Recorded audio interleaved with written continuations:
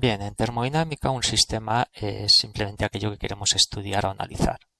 Un sistema puede ser un sistema muy grande, como podría ser una central térmica completa, o puede ser algún componente de una central, un sistema más pequeño, como considerar un componente de una turbina, un compresor, una bomba.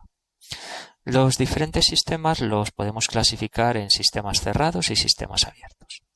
Los sistemas cerrados son aquellos sistemas que no intercambian materia o masa con el entorno.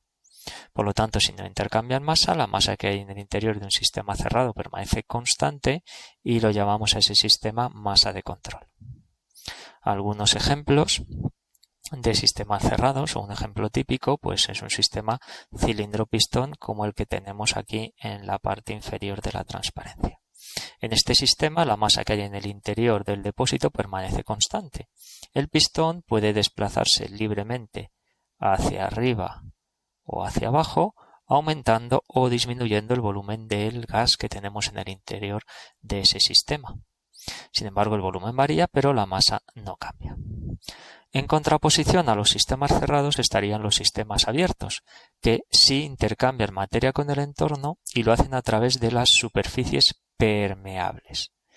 En el ejemplo que tenemos en la parte inferior derecha tenemos una válvula de 3 vías con 3 superficies permeables. Las superficies permeables serían esta que marco aquí en color rojo, esta sería la segunda y esta sería la tercera.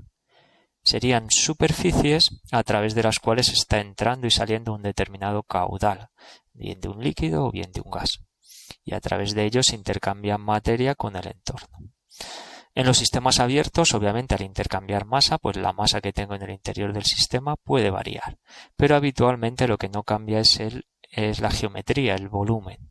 Por lo tanto, si a los sistemas cerrados los llamamos masa de control, porque la masa no cambia, a los sistemas abiertos también se les conoce como volúmenes de control, porque el volumen no suele variar. Ejemplos de sistemas abiertos son turbinas, bombas, depósitos llenándose o la válvula de 3 vías que tenemos aquí dibujadas.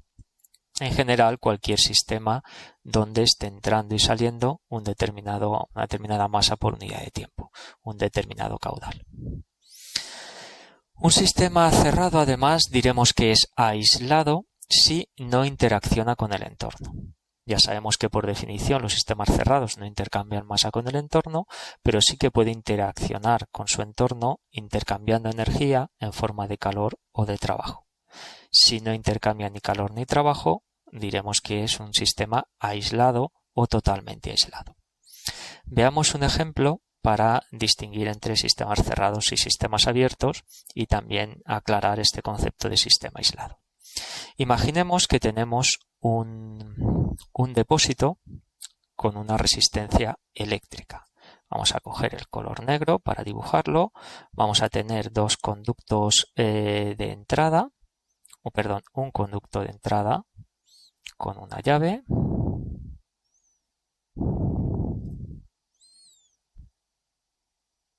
Por aquí abajo otro conducto con una llave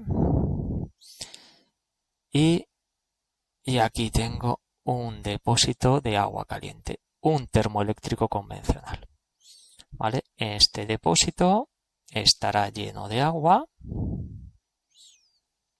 y además tenemos en el interior una resistencia eléctrica que aporta un trabajo eléctrico para calentar el agua que circula por ahí. En funcionamiento normal y habitual, pues tendremos un flujo másico de agua fría que vamos a pintarlo de color azul y que entraría por aquí.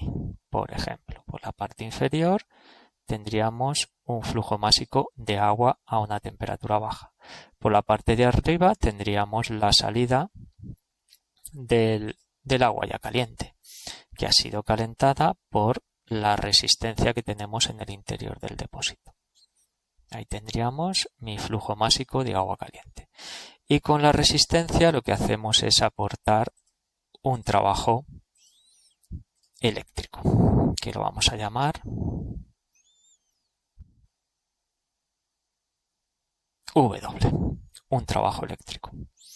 En condiciones nominales o normales de operación, normalmente entra agua fría, aportamos trabajo eléctrico, calentamos el agua y por la parte de arriba tendríamos un agua caliente. Ahora bien, imaginemos que el sistema estamos por la noche. No hay consumo de agua caliente, con lo cual si no hay consumo, los flujos másicos de entrada y salida de agua caliente en ese instante son cero, no hay intercambio de masa. Y además vamos a imaginar que mi sistema está perfectamente aislado, es decir, borramos ese trabajo eléctrico y imaginemos que alrededor del depósito, lo vamos a pintar de color verde, pues tenemos un aislante térmico muy bueno, ideal, perfecto. Es decir, estamos aislando perfectamente todo el depósito y no hay pérdidas de calor. Habitualmente, si ese sistema no estuviera bien aislado térmicamente, pues tendríamos unas pérdidas de calor hacia el exterior porque pues normalmente pues dentro puedo tener una temperatura, por ejemplo, de 50 grados centígrados, sería una temperatura habitual para agua caliente sanitaria, y en el exterior pues imaginemos que tengo una temperatura de 20 grados centígrados. Si existe una diferencia de temperaturas entre el interior del depósito y el ambiente exterior, inevitablemente hay unas pérdidas de calor que podemos minimizar colocando un aislante térmico alrededor. Si ese aislante térmico es ideal, pues no habría pérdidas de calor. Si no hay pérdidas de calor, no hay consumo de trabajo. En estas condiciones estaríamos con un sistema cerrado, porque no hay intercambio de masa, y además aislado, porque no hay intercambio de calor ni de trabajo. ¿De acuerdo? Sistema cerrado aislado si alrededor del depósito colocamos un aislante perfecto. Volvamos para atrás y ahora imaginemos que quitamos ese aislante térmico. Vamos a eliminar el aislante y normalmente un termo convencional está aislado, pero bueno, tiene un aislante real, no es ideal. Inevitablemente, si dentro de mi sistema tengo una temperatura de 50 grados y en el exterior una temperatura de 20 grados centígrados, inevitablemente va a haber unas pérdidas de calor hacia el ambiente. ¿Eso qué va a hacer? Que disminuya la temperatura del agua que tenemos en el interior del depósito. Este tipo de depósitos tienen un sensor que regula esa temperatura y en el momento que esos 50 grados bajen 1 o 2 grados centígrados, imaginemos que baje a 48, se encenderá la resistencia eléctrica para mantener el agua a la temperatura deseada de confort, que son 50 grados centígrados. En ese momento tendremos un consumo de lo que llamaremos un trabajo eléctrico. De tal manera que aquí tenemos un sistema cerrado, porque por la noche no hay consumo de agua y por lo tanto los flujos másicos de entrada y de salida son cero, pero tengo un sistema cerrado, pero este sistema ahora es no aislado. ¿De acuerdo? Porque tengo intercambio de calor y de trabajo con el entorno. Sistema cerrado, pero no aislado. Volvamos de nuevo para atrás. Y ahora vamos a imaginar que está operando en condiciones normales por el día. Por la mañana a primera hora pues hay un consumo de agua caliente, una demanda, porque imaginemos, por ejemplo, que una persona se va a duchar y empieza a haber un consumo de ese flujo másico de agua caliente, con lo cual estamos extrayendo masa del interior del depósito, a la vez que el sistema consume masa, pues estará entrando por la parte de abajo, por aquí, un determinado flujo másico de agua fría para volver a llenar el depósito. En estas condiciones de operación donde tengo consumo de agua caliente y entrada de agua fría, lo que tenemos es un sistema abierto, porque tengo intercambio de masa.